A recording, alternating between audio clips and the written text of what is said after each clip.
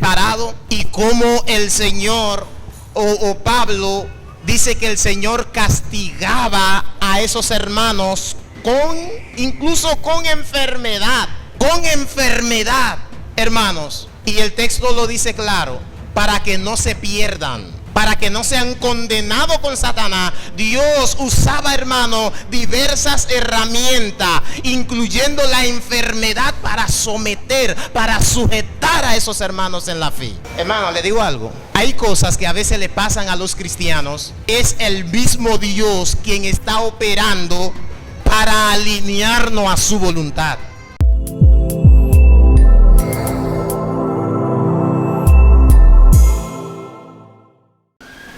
El versículo 1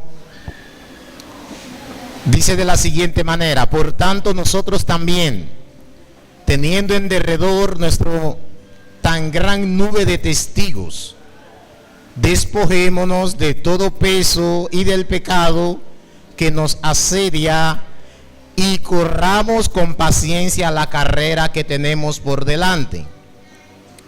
Esa expresión del expositor, por tanto, el expositor tiene pensado conectar lo que se va a decir ahora con lo que se ha venido diciendo. ¿Y qué es lo que hemos venido diciendo? La semana pasada hemos estado hablando acerca de la fe de estos hombres de Dios en el Antiguo Testamento. Vimos cosas maravillosas que vivieron por medio de la fe. Y el expositor usa esa expresión por tanto, dando a entender que lo que estudiamos la semana pasada con lo que vamos a estudiar hoy tienen una conexión. Ello hay una conexión especial de lo que hemos estado estudiando el martes pasado. ¿Qué sucede, hermanos? Lo que sigue a continuación aquí es el mismo tema. Seguimos hablando acerca de la fe. Pero hay algo que el expositor nos dice que es sumamente importante para nuestra vida de fe, para nuestra vida espiritual. Y él expresa que esos hermanos de los cuales hablamos la semana pasada la vida de fe de ellos es un ejemplo para cada uno de nosotros como cristianos. Esa palabra ejemplo, permíteme leerle nuevamente. Teniendo en derredor, en nuestro alrededor, nuestro tan gran nube de testigos.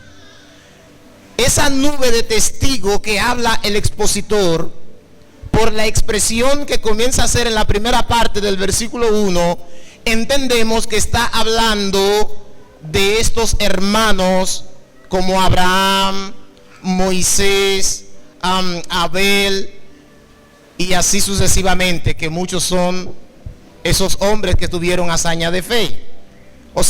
Hay una conexión aquí. Y esta nube de testigos son esos hermanos en el pasado que vivieron grandes experiencias con Dios en medio de su peregrinación. Y por eso el expositor nos está diciendo que ellos son un ejemplo para cada uno de nosotros. Por eso la palabra que el expositor usa aquí, la palabra testigo, es la palabra griega mártir. De ahí viene nuestra palabra mártir. Y esta palabra mártir o mártir significa testigo.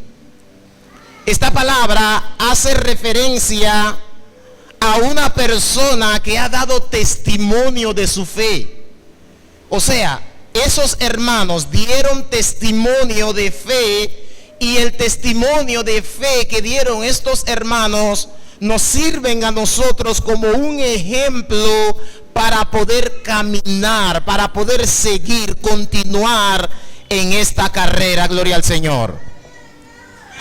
El expositor nos está diciendo que el testimonio de estos héroes de la fe nos debe de estimular a dejar el pecado que nos asedia y seguir hacia adelante. Por eso dice el texto que hay un pecado que nos asedia. Esa palabra, el pecado que nos asedia, nos recuerda la palabra que Dios le dijo a Caín. He aquí que el pecado está a la puerta. Y también nos podemos recordar también de la palabra que el Señor Jesús le dijo a Pedro: el pecado o Satanás os ha pedido para zarandearos como a trigo, pero yo he rogado para que tu fe no falte. ¿Qué nos quiere decir el expositor con esa expresión? El pecado que nos asedia. El pecado, hermano, nos está acechando a cada minuto, a cada instante, en cada segundo, porque el pecado no se da por vencido, luchará hasta derribarnos. Nosotros somos lo que debemos de estar en alerta para que el pecado no nos derribe. De la misma manera que el Señor le dijo a Caín, nos dice a nosotros también: el pecado está a la puerta, el pecado nos acecha, como lo dice el expositor. El pecado nos asedia. Estos hermanos sirvieron de ejemplo para que lo copiemos a ellos. En medio de sus adversidades, supieron confiar en Dios. En contra, incluso se acuerdan de Abraham. No solamente debemos de hablar de cuando Abraham, Dios le ordenó que sacrificara a su único Isaac. Debemos de hablar también, recordar también que Abraham no podía tener hijo por causa de que su esposa era estéril, y Abraham era de casi 100 años de edad y Sara tenía 90. Era imposible para Abraham engendrar y era imposible para Sara concebir, pero dice la palabra de Dios que el Dios omnipotente obró y dice que Sara quedó encinta. Esto significa, hermanos, que esta gente le creyeron a Dios hasta lo último. La vida de ellos es un gran ejemplo de fe para nosotros caminar o correr esta carrera, como lo expresa el expositor. Pero aparte de estos hombres de fe que acabamos de mencionar en el Antiguo Testamento, hay un gran ejemplo de fe. Y ese gran ejemplo de fe, más grande que el que ha dado estos hombres, este gran ejemplo de fe lo ha dado nuestro Señor y Salvador Jesucristo. Jesús, el ejemplo más grande de fe. ¿Cuántos dicen amén? Amén.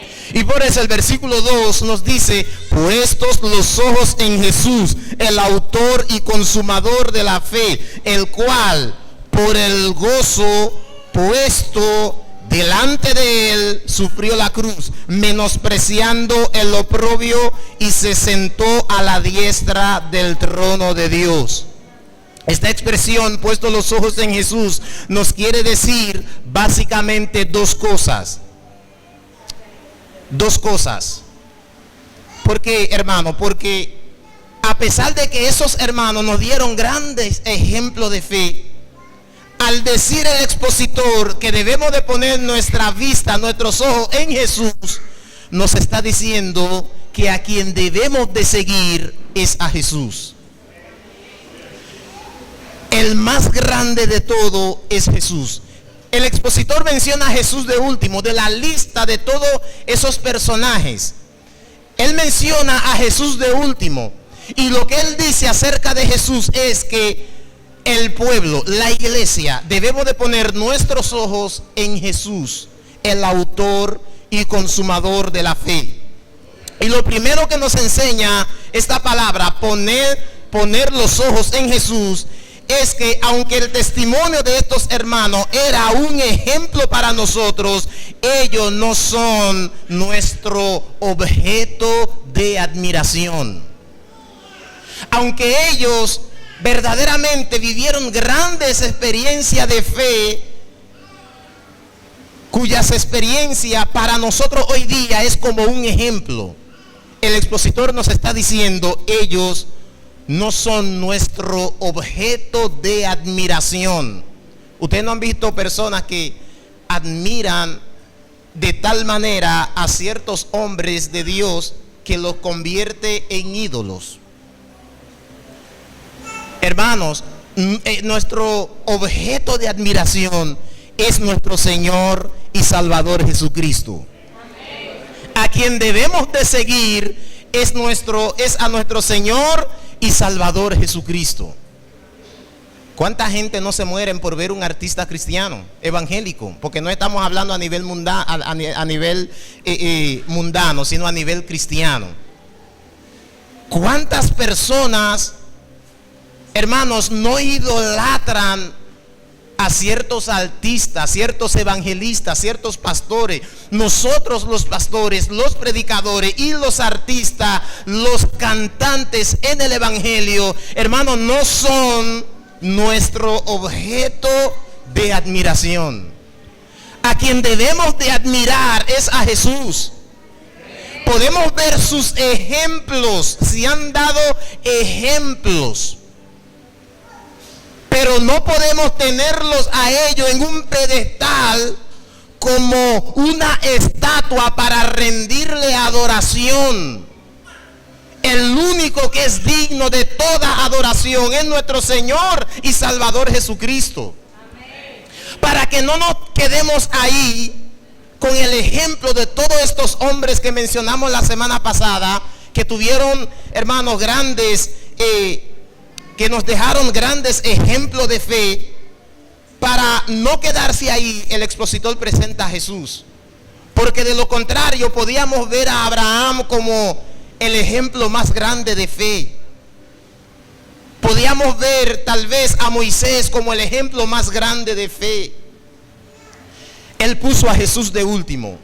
Y después de mencionar esa lista de hombres y mujeres, él dijo, o él dice, poneos los ojos en Jesús, no en Abraham, no en Isaac.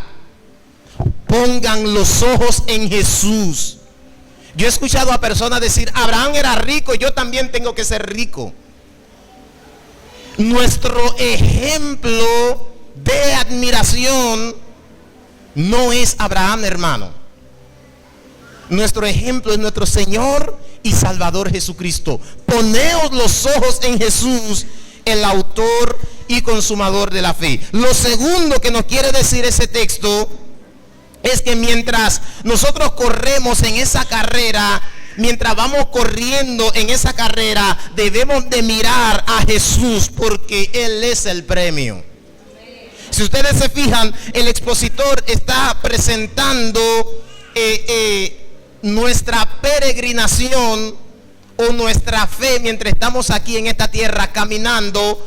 Él lo presenta como una carrera que estamos corriendo, como una carrera. Pero ese texto o esa palabra, poneos los ojos en Jesús, nos enseña que debemos de mirar a Jesús mientras vamos caminando, porque Jesús es nuestro premio. Porque toda carrera, toda competencia que se hace, hermano, tiene un premio para el ganador. El premio de nosotros es Jesús. Hermanos, no nos podemos distraernos mientras nosotros vamos caminando. Mientras estamos en esta tierra confiando en Dios, creyendo en Dios, caminando hacia la Canaán celestial, debemos de bloquear, debemos, hermanos, de tratar de no distraernos con otras cosas que pueden quitar nuestra mirada, nuestro foco en el premio, en nuestro único premio, nuestro Señor y Salvador Jesucristo. Hay una alabanza que dice, el cielo es tu presencia para mí. Hermano, el cielo no tendría sentido sin Jesús. La vida no tendría sentido sin Jesús. Jesús es nuestro premio. Hay personas que tienen un objetivo totalmente diferente. Pero nosotros debemos de mirar a Jesús. No estamos aquí en este evangelio para obtener riqueza. Como Cristo es nuestro gran ejemplo de fe, Él mismo, hermanos, nos demostró que cuando Él vino, la misión principal que Él tenía no era buscar los bienes materiales, sino salvar las almas que iban rumbo al infierno a través de su sacrificio. Salvar, rescatar a esas almas por medio de su sacrificio. Él es el ejemplo. Dice la Biblia que Él no tenía nada. Con eso no estoy diciendo que tenemos que ser pobres obligatoriamente. Lo que te quiero decir con esto es que no permita que la riqueza de este mundo quite tu foco de Jesús, que es el premio y el único premio que tiene valor. Los hombres aquí en este mundo luchan por un oro corruptible. Todos los atletas, los más famosos de este mundo, los que más dinero han ganado, los que tienen las mejores mansiones, los mejores vehículos, hermano, el día de su partida tendrán que dejarlo todo e ir a dar la cara ante el Señor para dar cuenta de sus obras, de lo que hicieron mientras estaban en vida. Todo se quedará. Luchamos por muchas cosas en este mundo, pero solo una, hermano, es importante. Solo una. ¿Y sabe cuál es, hermano? Poner nuestra mirada en Jesús. Jesús es nuestro premio. Jesús es lo que todo hombre necesita. ¿Cuántos dicen amén? Amén. Puestos los ojos en Jesús, el autor y consumador de la fe, el cual por el gozo puesto delante de Él sufrió la cruz. Hermano, esa declaración en el versículo 2 es una de las declaraciones que siempre me han llamado la atención en la Biblia. El expositor está diciendo que Cristo, nuestro Salvador, puso el gozo, o tenía el gozo delante de Él mientras Él sufría la cruz. Esto no significa que Cristo se gozaba por sufrir los martirios de la cruz, hermano, porque Él mismo, antes de ser apresado, dice la palabra que le oró al Padre a ver si el Padre podía librarlo de ese trago amargo. Pero Él dijo que no se haga mi voluntad sino la tuya. O sea, Cristo sabía, Cristo conocía, hermano, los horrores de la cruz que iba a sufrir. Pero Cristo estaba viendo algo más allá de los horrores de la cruz. Y lo que Cristo estaba viendo más allá, esto le provocó gozo en su corazón. ¿Y sabe qué era lo que Cristo estaba viendo, hermano? Miles y miles de personas que creerían en su nombre para salvación. Miles y miles de personas que serían librados de la llama del infierno por ese sacrificio de Él en la cruz del Calvario. Así que Cristo estaba viendo más allá. ¿Y qué el expositor nos quiere decir con esto? Ya que estamos hablando que Cristo es el ejemplo más grande de fe. ¿Qué el expositor nos quiere decir? O nos está diciendo, hermano, que nosotros debemos de copiar a Cristo. Debemos de copiar a Cristo. Es verdad que hay tribulación, es verdad que hay prueba, es verdad que hay situaciones, hermano, pero no miremos la prueba, no miremos la aflicción, veamos lo que está más allá como Cristo veía, hermano. Veamos esa gloriosa salvación, esa vida eterna que Dios ha preparado para los que lo aman de todo corazón, como dice la palabra del Señor. Veamos esa Canaán celestial, veamos esa corona de vida, hermano, porque de eso se trata la fe, ver cosas que no se ven, confiar en cosas que no se ven. ¿Se acuerdan de Moisés cuando dijimos que Moisés estaba fijando su mirada en el vituperio de Cristo, en la gloria de Cristo y no en los deleites de Egipto? Hermanos, habían cientos de años, miles de años, como 2000 años si no mal recuerdo, o 2000 y pico de años, cuando Moisés, o sea, pasaron para que se cumpliera lo que vio Moisés. 2000 y pico de años pasaron para que Moisés, hermano, para que se manifestara lo que estaba mirando Moisés, los vituperios de Cristo, porque él, siendo prácticamente hijo del faraón, teniendo todas las riquezas de Egipto a su disposición, él rehusó ese título de ser llamado hijo de la hija del faraón, y mejor prefirió sufrir con los hebreos, prefirió ser perseguido con los hebreos,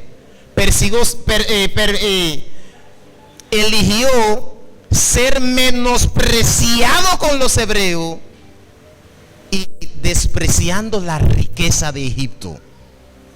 Es lo mismo que tú y yo debemos de hacer: menospreciar las cosas de este mundo, que muchas veces no son, algunas de ellas no son pecaminosas, pero el diablo las sabe usar perfectamente para distraer nuestro foco en nuestro Señor y Salvador Jesucristo. Tener cuidado, hermano. El autor y consumador de la fe. Esta palabra también quiere decir que Cristo es el que inició o el que nos entregó la fe, pero también Él es quien recibirá nuestra fe, o quien recibe nuestra fe. Él fue que comenzó este asunto, Él es también que lo ha de terminar, como lo dice el apóstol Pablo en Filipenses capítulo 1 versículo 6. Estando persuadido de esto, que el que comenzó en vosotros la buena obra, la perfeccionará hasta el día de Jesucristo. ¿Vieron, hermanos, quién fue que comenzó esa obra de fe en nosotros? Cristo. ¿Y vieron también quién es que la va a terminar? Nuestro Señor Jesucristo. Él es el autor y consumador de la fe. Él fue quien nos entregó la fe. Él es también quien recibirá y perfeccionará esa obra en cada uno de nosotros. Gloria al Señor. Hay un comentarista que comenta lo siguiente en esa cita, en ese pasaje.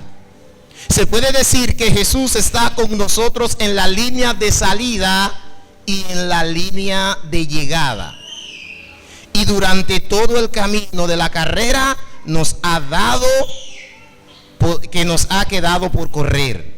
O sea, Cristo ha estado con nosotros desde el principio hasta el final. Él no nos abandonará, porque el que comenzó esta poderosa obra, Él también la va a terminar. ¿Y sabe qué enseñanza nos deja esto, hermano, al saber esto? No hay por qué temer.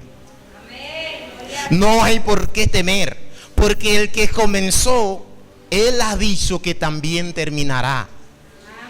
Muchas veces, hermanos, nuestro corazón quiere desfallecer por causa de la opresión, por causa de la prueba, por causa de los ataques del enemigo. Es una lucha y a veces nuestro corazón se quiere detener. Pero recuerden, hermano, que el que comenzó la obra, Él dice que también la va a terminar. Y lo que más me llama la atención de esta expresión es que quien habló no fue un político. Quien habló no fue un pastor.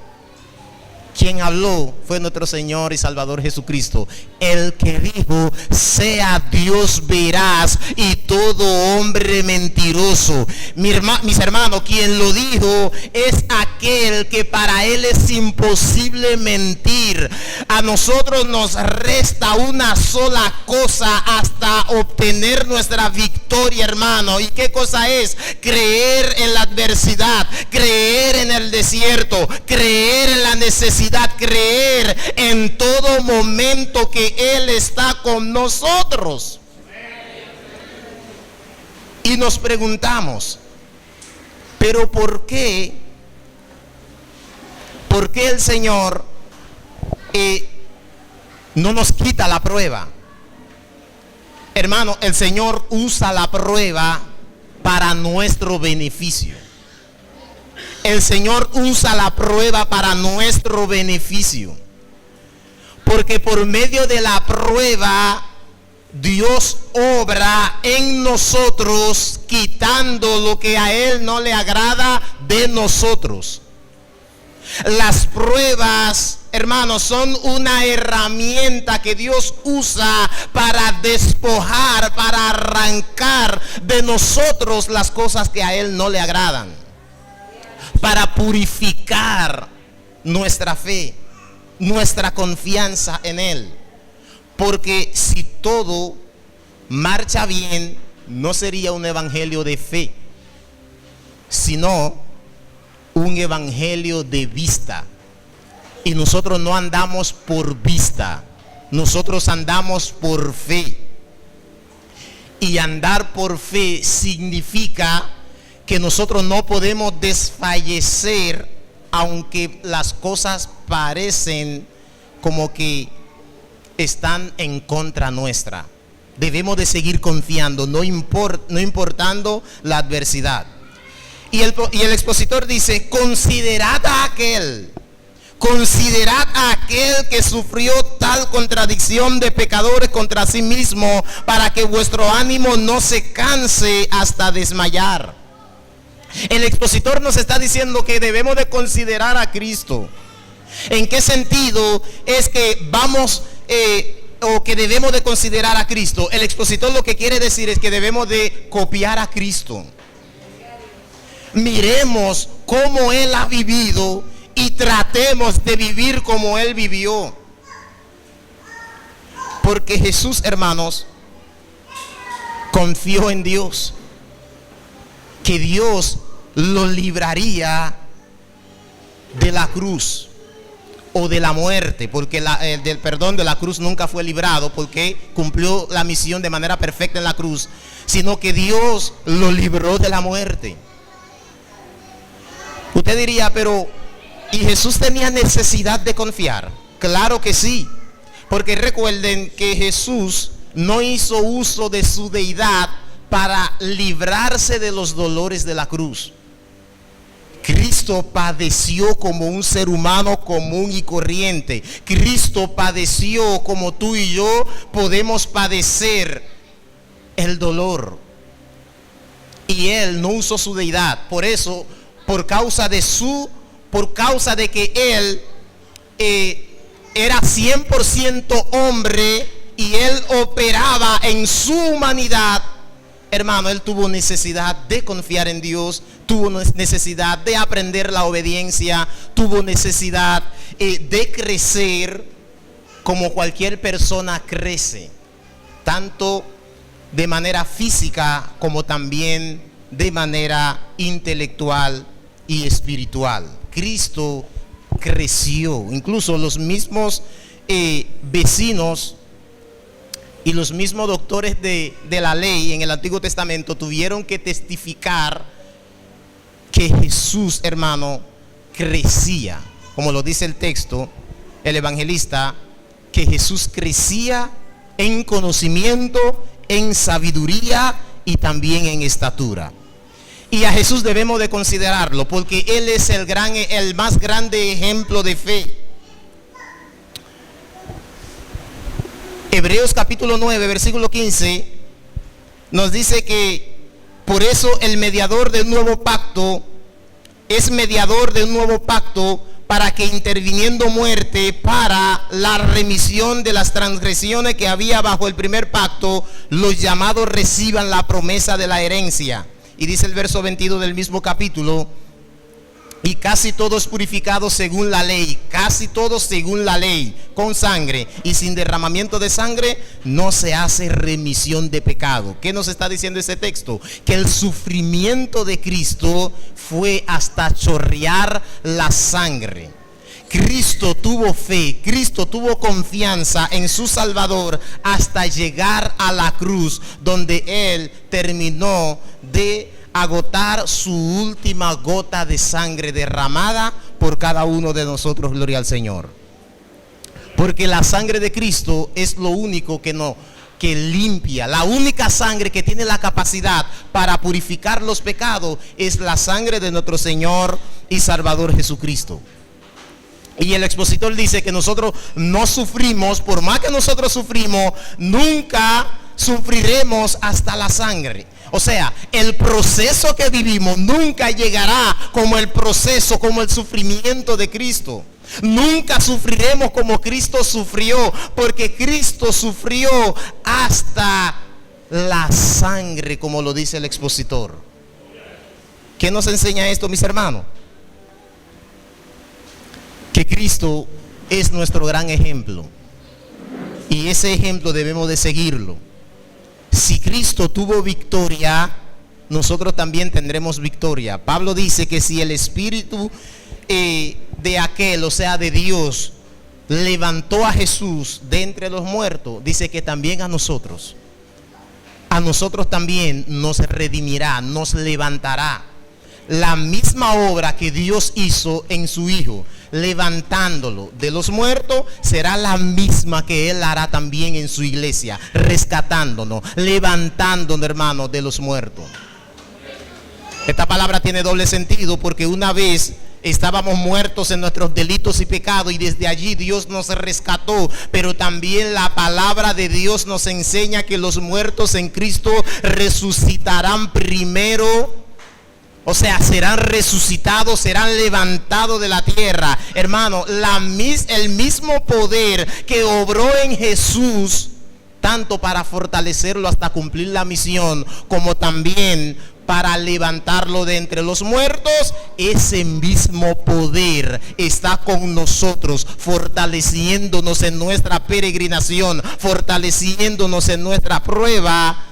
Y también ese poder obrará de una manera especial en nuestra vida en aquel día, si llegamos a morir en Cristo Jesús. Porque ese poder, dice el expositor, el apóstol Pablo, que también nos va a levantar. Seremos resucitados, como dice el expositor.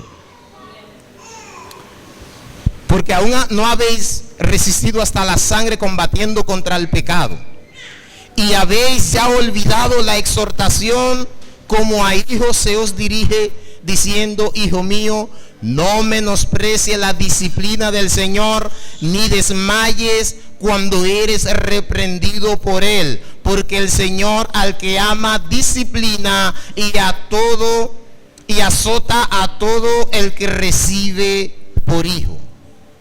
Si soportáis la disciplina, Dios os trata como a hijo, porque ¿qué hijo es aquel a quien el Padre no disciplina? Pero si se os deja sin disciplina, de la cual todos han sido participantes, entonces sois bastardos y no hijos. Aquí entramos en el tema, la importancia de la disciplina. ¿Qué es la disciplina? La palabra disciplina significa corrección. Pero fijémonos en el contexto, que el expositor está usando la palabra disciplina aquí, hermano. Está usando esta palabra en el contexto de los sufrimientos de los siervos de Dios que tuvieron hazañas de fe en el Antiguo Testamento, pero también en el contexto de la vida misma de nuestro Señor y Salvador Jesucristo. Y él dice que todos participaron en la disciplina. O sea, hermano, Dios a veces usa la prueba para disciplinarnos. La disciplina es algo que se usa en todas las áreas de la vida. El ser humano que no tiene disciplina en lo que hace, hermano, nunca logrará sus objetivos. Si usted es estudiante y no tienes disciplina para poder avanzar en tu carrera, nunca, hermano, vas a poder terminar o lograr tu objetivo. Si estás aprendiendo algo, cualquier oficio, si no lo haces con disciplina, nunca vas a poder llegar. Si tú tienes un negocio y tú en tu negocio no tienes un carácter disciplinario, tú nunca vas a ver fruto, nunca vas a ver avance. Si criamos a nuestros hijos sin disciplina, nosotros nunca vamos a ver a nuestros niños que aporten algo positivo para la sociedad. La disciplina es vital, es imprescindible para todas las áreas de la vida del ser humano. En todo lo que hacemos, si no aplicamos disciplina, nunca vamos a llegar. Pero Dios también está hablando de la disciplina en ese pasaje en un contexto de fe o en un contexto espiritual. Hermanos, si aquí no tenemos disciplina, nunca vamos a llegar. Y quien nos disciplina es el Dios mismo. Versículo 6. Porque el Señor al que ama disciplina y azota a todo el que recibe por hijo. Y según el contexto podemos entender que el método que Dios estaba usando para disciplinar a esos hermanos hebreos, ¿qué era, hermano? La prueba. Porque de eso venimos hablando desde la semana pasada. La prueba que vivieron estos hermanos, donde el expositor los anima a no desmayar, que confiaran, que siguieran hacia adelante hasta que el Señor complete la obra que Él estaba haciendo en esos hermanos. Y esa obra de perfección que Dios estaba haciendo a través de esos o en esos hermanos, el medio que Dios estaba usando era la prueba, hermano. Por eso le decía ahorita que la prueba Dios la usa para beneficiar nuestra vida espiritual. Hermano, la prueba no es una maldición. Cuando Dios nos prueba es una bendición. Cuando Dios nos está probando, hermano, para nosotros es una bendición. Y Él lo dice, ¿qué padre es aquel que no corrige a sus hijos? Si soportáis la disciplina, Dios os trata como a hijo. Porque ¿qué hijo es aquel a quien el padre no disciplina? Y si los padres terrenales usan la disciplina para con sus hijos, ¿cuánto más nuestro Padre Celestial la usará para nuestra propia edificación? El versículo 9 dice que por otra parte tuvimos a nuestros padres terrenales que nos disciplinaban y los venerábamos. Oiga, ellos nos disciplinaban y los venerábamos. ¿Por qué no obedeceremos mucho mejor al Padre de los Espíritus y viviremos? Lo venerábamos, hermano. ¿Cuánta gente después de grande, cuántas personas después de grande no dicen, hermano, que de seguro usted lo ha escuchado? Le doy gracias a mi papá, a mi mamá, que pusieron mano dura conmigo, porque si no yo fuera un delincuente. ¿A cuánta gente usted no ha escuchado decir así? La Biblia nos lo está diciendo, que veneramos a nuestros padres por la disciplina que nos daban. Y por eso dice, ¿cuánto más? ¿O por qué no obedeceremos mucho mejor al Padre de los Espíritus y viviremos? Y aquellos ciertamente por pocos días nos disciplinaban como a ellos les parecía, pero para lo que nos es provechoso, para que participemos de su santidad. Ven, hermano, que la disciplina es importante para el cristiano. Está diciendo aquí que es provechoso para nosotros, para participar en su santidad. La disciplina es algo que Dios de manera personal opera en la vida del creyente. Es algo que Él lo hace y es algo como medio misterioso, porque Dios usa diversas herramientas para disciplinar a los creyentes. ¿Se acuerdan de 1 Corintios capítulo 11? La parte que habla acerca de aquellos que en la iglesia de Corintios que tomaban la cena del Señor sin estar preparado, y cómo el Señor o Pablo dice que el Señor castigaba a esos hermanos incluso con enfermedad,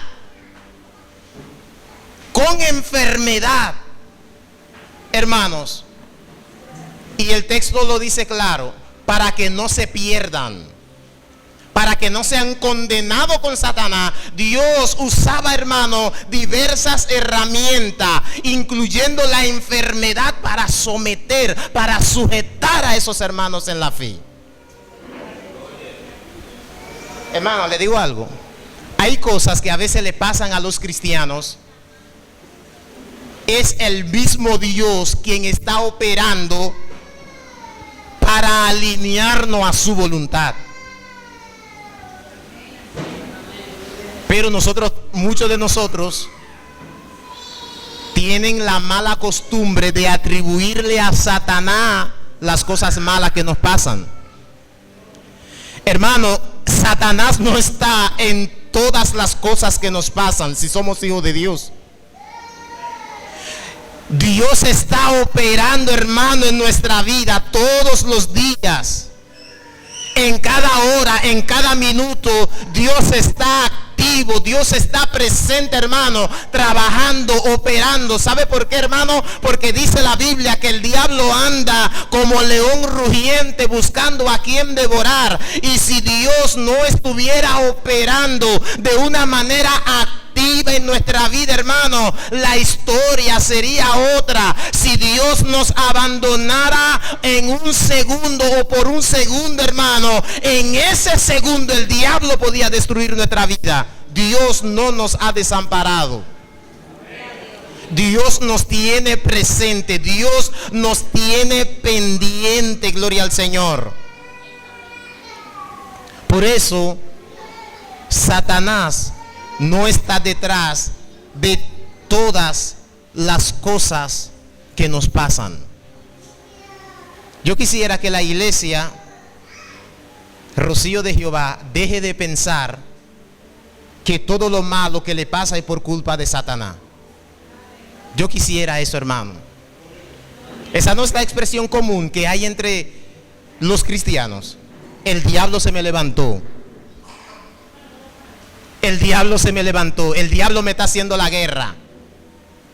Si vamos a hacer algo y tuvimos una dificultad en el camino, el diablo no quiere que yo haga tal cosa. Y a veces es el mismo Dios interviniendo en el camino, hermano, porque el diablo te tiene una trampa más para adelante para matarte, para quitarte la vida. Y Dios ha intervenido para que tú no caigas en la trampa de Satanás. Y tú atribuyéndole a Dios, al diablo, la obra de Dios.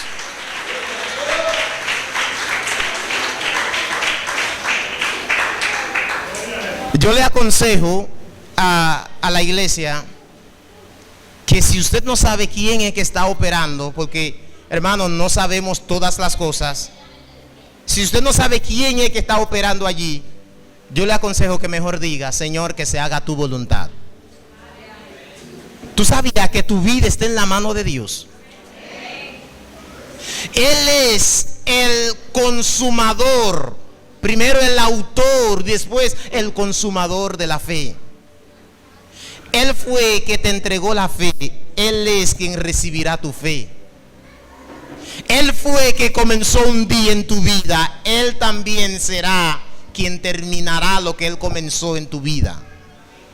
Y en ese trayecto, hermano, Él está con nosotros. Él lo dijo. Yo me voy, pero yo no los voy a dejar solo en este mundo perverso. Yo me voy, pero yo no lo voy a dejar como ovejas abandonadas a merced de los lobos. Yo me voy, pero yo les voy a enviar al Consolador, que es la tercera persona de la Trinidad, el Consolador, y estará con ustedes todos los días de vuestra vida. Esa es la promesa de Cristo, y esa promesa debemos de abrazarla, hermano, hasta el fin, hasta el final. El evangelio se trata de una vida de fe, pero una fe en Jesús. Una fe en Jesús, el autor y consumador de la fe, es nuestro Señor y Salvador Jesucristo. La Biblia dice: el que persevera hasta el fin, este será salvo. Pero mientras perseveramos, nuestra mirada no debe de estar en el hombre, nuestra mirada debe de estar en Jesús. Si el expositor mandó a esos hermanos a poner su mirada en Cristo y no en ninguno de estos hombres que están en el capítulo 11, claro, pueden tomar sus ejemplos, como lo dice el texto, que ellos son una nube de testigos, ellos son una nube de testimonio para cada uno de nosotros. Ellos son un ejemplo para cada uno de nosotros, para que aprendamos a confiar en la adversidad como ellos también confiaron, para poder abandonar las riquezas, las cosas de este mundo, para que no quiten nuestro foco en Dios, en Jesús, de la misma manera como Moisés no permitió que las riquezas de Egipto desviaran su mirada en Jesús. Es verdad que vamos a tomar sus ejemplos, pero nuestro norte es nuestro Señor y Salvador Jesucristo, y no el hombre. No el hombre.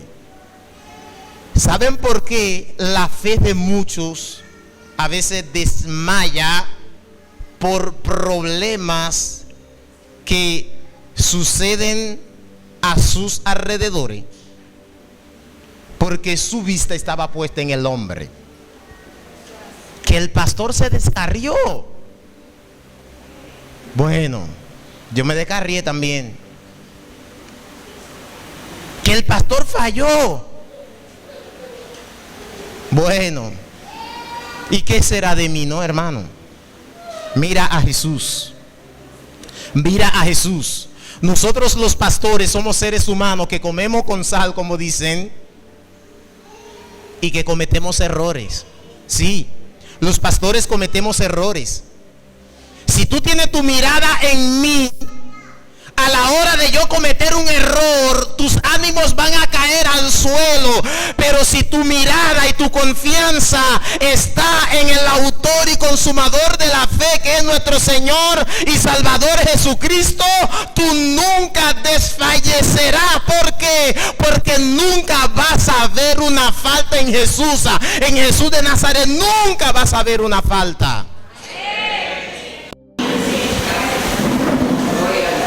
Hermano, hay veces que viene un predicador famoso en las redes sociales, en nuestras zonas aledañas, y hay hermanos, óigame, que desean cancelar cualquier cosa para ver a ese famoso. Cualquier cosa para ver a ese famoso. Pastor, ¿me puede dar un permiso hoy? Pero hay estudio bíblico, es un ejemplo que estoy poniendo. Pero estamos hablando de cosas que ha pasado. Quiero ver a fulana de tal que viene a cantar y como que se derriten, hermano. No fijen su mirada en ellos. Miren a Jesús. Jesús es el perfecto. Jesús es tu premio. Jesús es el que nunca te ha fallado y nunca te fallará.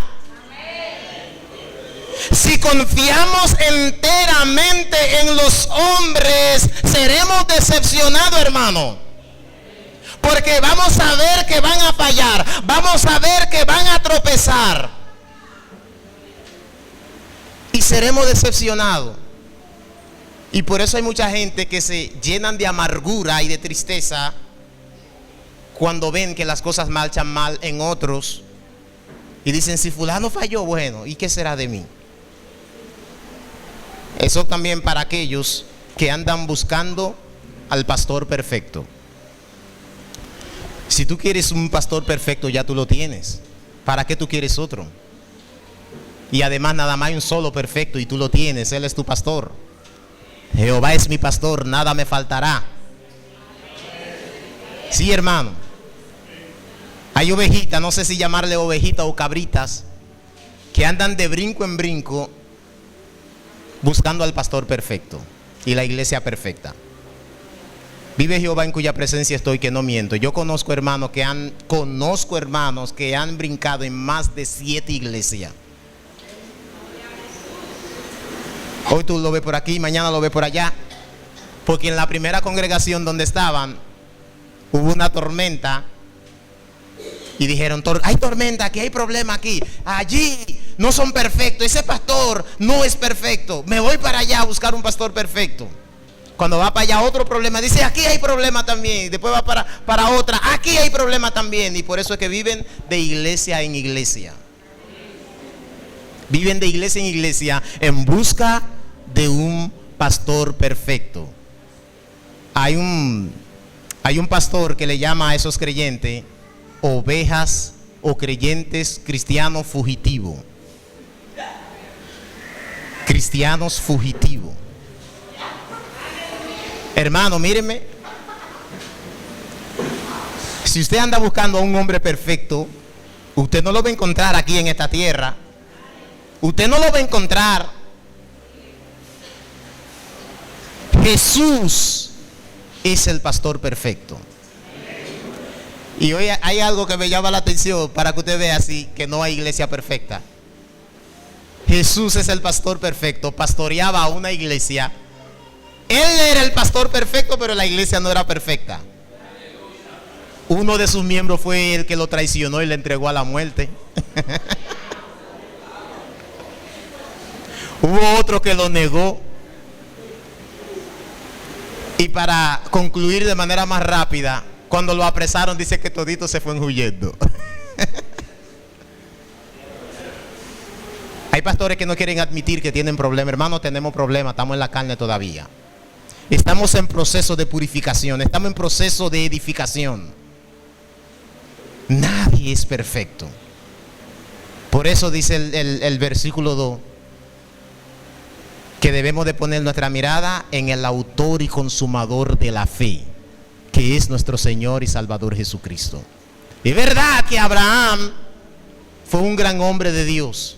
Es verdad que Moisés fue un gran hombre de Dios. Y después de mencionar a todos esos hombres, de último el expositor menciona a Jesús. Y él dice acerca de Jesús, pongan los ojos en él, no en los demás. Y el Señor te dice lo mismo a través de su palabra en esta noche. No mire al hombre. Si miras al hombre, verás, es seguro que verás tu fracaso y tu derrota. Pero si miras a Cristo, el autor y consumador de la fe, y toma su ejemplo, como lo dice el expositor, consideremos a aquel que sufrió tal contradicción de pecadores. Si lo miramos a él, hermano, vamos a vencer cada obstáculo de la vida. Él dijo que debemos de copiarlo a él, debemos de imitarlo a él. Y dice que él es manso y humilde de corazón, y hallaréis descanso para vuestras almas. Dios te bendiga. Amén. Dios te guarde. Amén. Gloria al Señor. Vamos a entrar en en el espacio de preguntas, si hay alguien que tiene una pregunta.